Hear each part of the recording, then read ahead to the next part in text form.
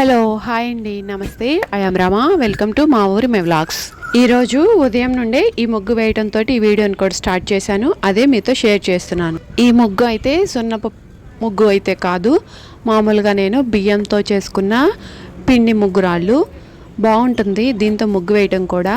దీన్ని ముగ్గు వేసే ముందు ఒక్క నిమిషం అలా నీళ్లు వేసేసి నానబెట్టేస్తే చాలు, చక్కగా మనకి ముగ్గు అయితే రెడీ అయిపోతుంది. దానిలో నేను కాటన్ వేసేసి ఇలా వేలుతోటి వేస్తూ ఉంటాను. ఇంతకుముందు మేము చిన్నప్పుడు మట్టి మిద్దల్లో మట్టిని అలికేసి చక్కగా ఆ మట్టి మీద ఇలాంటి ముగ్గు అయితే వేస్తూ ఉంటారు. చూడటానికి కూడా చాలా అందంగా ఉండేది. పెద్ద పెద్దగా బాగా మెలికల ముగ్గులు వేసేవాళ్ళు అమ్మలు అయితే. ఆ ముగ్గులు చూడటానికి కూడా మంచి ట్రెడిషనల్ ముగ్గులు అనమాట. చాలా అందంగా అనిపించేది అప్పుడైతే. ఇప్పుడైతే నాకు ఇక్కడ ముగ్గుతో వేస్తే అటు ఇటు తొక్కిపోవడం, ఇంకా చిందరబందరగా అవుతుంది, ఇంటి నిండా చాలా చిరాగ్గా అనిపిస్తుంది. అందుకని చెప్పేసి నేనైతే ఇంక ఇలా తయారు చేసి పెట్టుకొని ఈ ముగ్గునైతే వేస్తున్నాను. ఇదైతే వేసేటప్పుడు బాగా కనిపించదు, కానీ ఆరిపోయాక చక్కగా నీట్గా కనిపిస్తుంది. మనం తుడిచేదాకా పోదు. అందుకే నేను ఈ ముగ్గురాలను అయితే తయారు చేసి పెట్టుకున్నాను.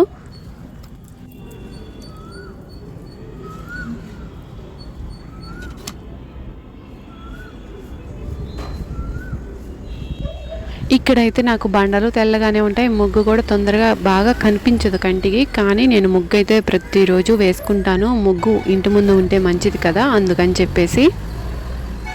ఏముందలే ఇక్కడ కనిపించదు కదా, ఇంకా ముగ్గు వేయటం అవసరమా అని నేనైతే అస్సలు అనుకోను. నాకు చాలా ఇష్టం ముగ్గు వేయటం కూడా. అందుకే నేను కంటికి కనిపించినా కనిపించకపోయినా ముగ్గు అనేది ఇంటి ముందు ఉంటే చాలా మంచిది. ప్లస్ నాకు వేయటం కూడా చాలా ఇష్టం, అందుకే వేస్తూ ఉంటాను. ఉన్న కొద్ది చోట్లోనే రోజు ఇలా చేస్తూ ఉంటాను.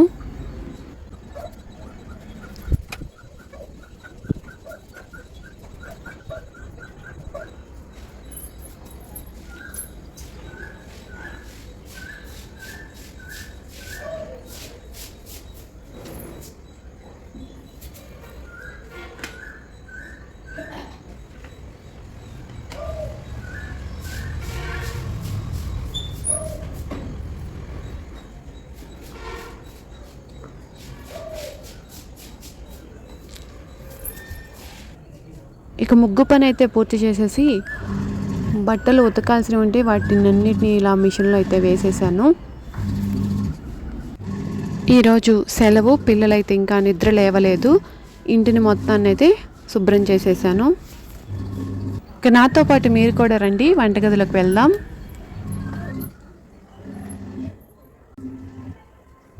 ఇక్కడ ముందుగానే హోమ్ మేడ్ షాంపూని అయితే తయారు చేసి పెట్టేసుకున్నాను. అది చల్లారటానికి దీనిలో అయితే చన్నీళ్ళు వేస్తున్నాను. ఈరోజైతే గుడికి వెళ్తున్నాము, అందుకని కొబ్బరికాయలు పూలు ఇవన్నీ తీసుకొచ్చాము. తిప్పతీగ కషాయాన్ని తయారు చేస్తున్నాను.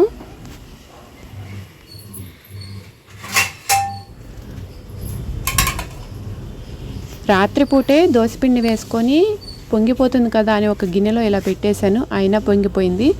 ఎన్నిసార్లు దోసపిండి వేసి ఎంత పెద్ద దానిలో పెట్టినా సరే ఇలానే పొంగుతుంది. ఉదయం నిద్ర లేవగానే దీన్ని శుభ్రం చేసుకోవడం మాత్రం తప్పనిసరి అయిపోతుంది ఎప్పుడు దోసపిండి వేసుకున్నా.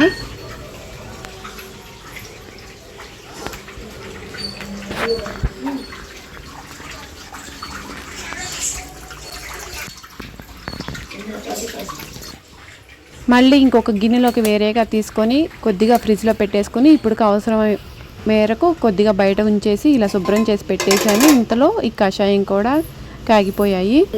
ఇక ఉదయాన్నే గుడికి వెళ్ళాలి కాబట్టి టైం అయిపోతుంది. ఇక్కడ మనం ఈ దోశలు వేసుకుంటూ కూర్చుంటే వెళ్ళటానికైతే లేట్ అవుతుంది. అందుకని చెప్పేసి మా వారు ఫ్రూట్స్ కట్ చేసి ఫ్రూట్స్ తినేసి వెళ్దాం, వచ్చాక ఏదైనా చూద్దామని చెప్పేస్తే ఇంకా పపాయ అయితే కట్ చేస్తున్నాను.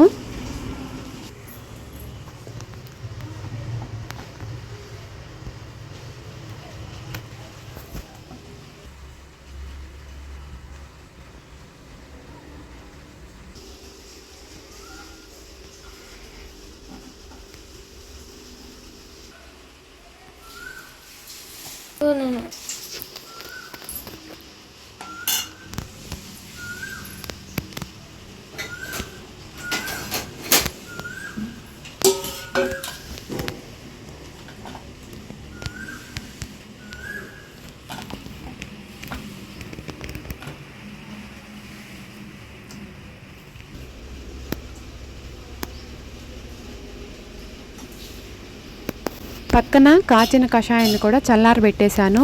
ఈ కషాయాన్ని వేడిగా ఉన్నప్పుడైతే అస్సలు తాగలేము, చేదుగా ఉంటుంది కదా. అందువల్ల చల్లారబెట్టేస్తే చక్కగా ఇంకా ఏదో ఒక సిరప్ తాగినట్లు గుటకలో మింగేయచ్చు. అందుకని చల్లారబెట్టేశాను. అలా అయితేనే పిల్లలు తాగలుగుతారు. చేదు ఇస్తే మనం తొందరగా తాగలేరు కదా, అందుకని అలా చేస్తాను. ఇక్కడ పిండితో వేసిన ముగ్గు ఆరిపోయాక ఎలా కనిపిస్తుందో చూడండి. చూసారా?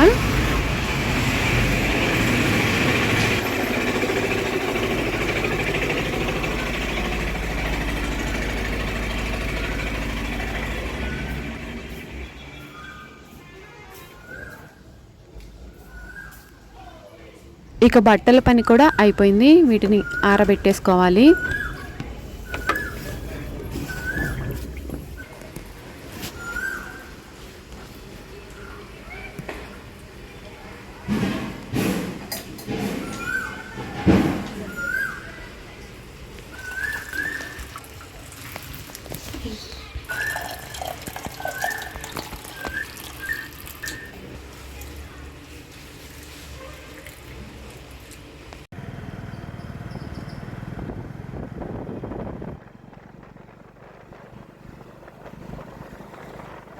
కషాయాన్ని అయితే తాగేసి ఫ్రూట్స్ అవి తినేసి రెడీ అయిపోయి గుడికైతే బయలుదేరి వెళ్తున్నాము. మాతో పాటు మీరు కూడా రండి.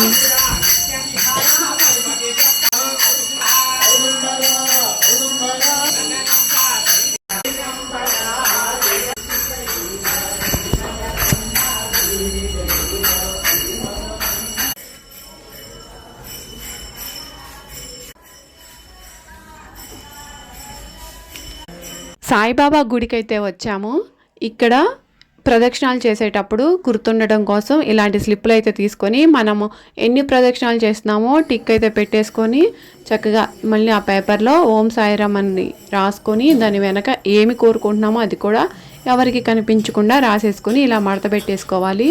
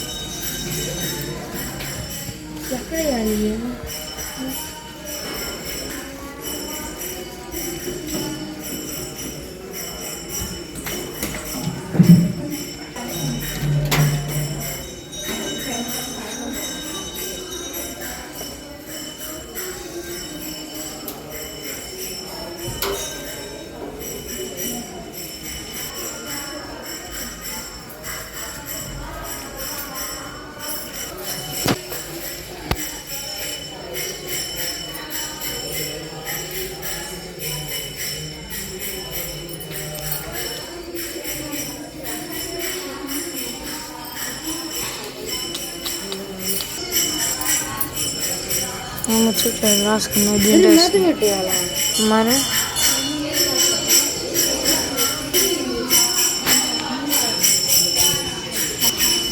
ఇలా మనం రాసిన పేపర్ని ఆ డబ్బాలో వేసేస్తే ఆ డబ్బాలో పేపర్లన్నీ వాళ్ళు తీసుకెళ్ళి గుళ్ళో దునిలో వేసేసి ధూపం వేస్తారు. ఇలా చేయటం వల్ల కోరిన కోరికలు నెరవేరుతాయని చెప్తూ ఉంటారు. ఇక్కడికి రావడం నేను కూడా ఇదే మొదటిసారి. ఎప్పుడు కూడా వినడమే కానీ చూసిందే లేదు. ఇలాంటివైతే దైవాది నిర్ణయమే. వాళ్ళు పిలిస్తేనే మనం వెళ్ళగలుగుతాము. ఎందుకు ఈసారి అయితే మమ్మల్ని ఇప్పుడు రండి అని పిలిచినట్లు అనిపించింది. అందుకే మేమైతే వెళ్ళాము.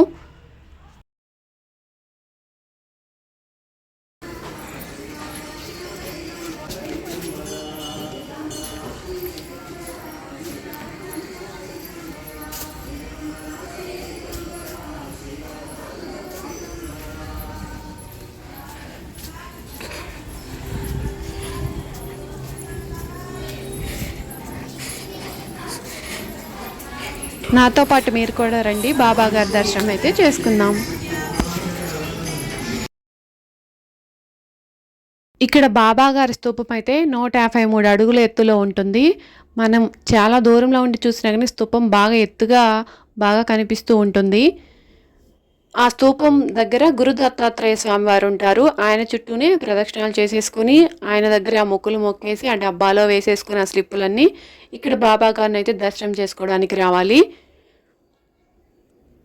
ఇదైతే బాబా గారి మండపం. స్వామివారు ఇక్కడ ఇలా ఉంటారు.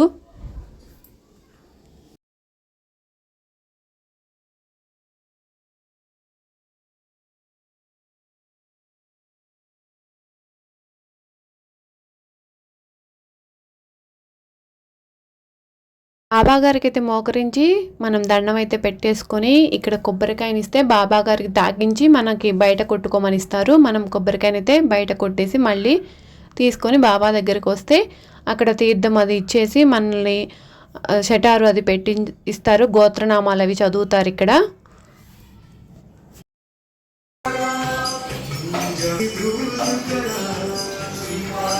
guys, hello guys, fans.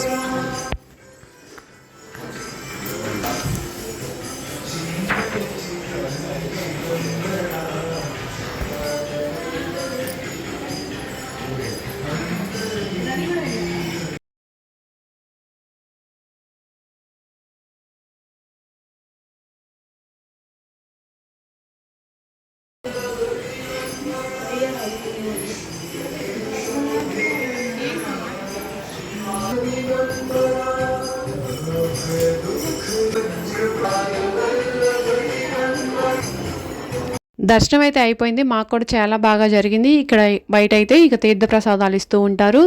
తీర్థం ఎందుకో చాలా డిఫరెంట్గా ఉంది. బాగా స్వీట్గా మంచిగా అనిపించింది నాకైతే. ఇక్కడ ఇంకా బాబా గారికి చపాతీలు అంటే చాలా ఎక్కువ ఇష్టం కాబట్టి అవే ప్రసాదంగా పెడుతున్నారు మనకి. మేమైతే ఇక్కడ గుడి ప్రాంగణంలో కొంచెంసేపు ప్రశాంతంగా అలా కూర్చొని ఇక మళ్ళీ ఇంటికైతే బయలుదేరి వెళ్తున్నాము. ఇందాక మీకు వీడియోలో చెప్పాను కదా స్తూపం చాలా ఎత్తుగా ఉంటుందని. బయట నుంచి చూస్తే కూడా చూడండి ఆ స్తూపం ఎంత పెద్ద ఎత్తులో ఎంత దూరం ఉన్నా కానీ కనిపిస్తూ ఉంటుంది ఇలా. చూసారు కదా, వీడియో కూడా అయిపోయింది. బాయ్.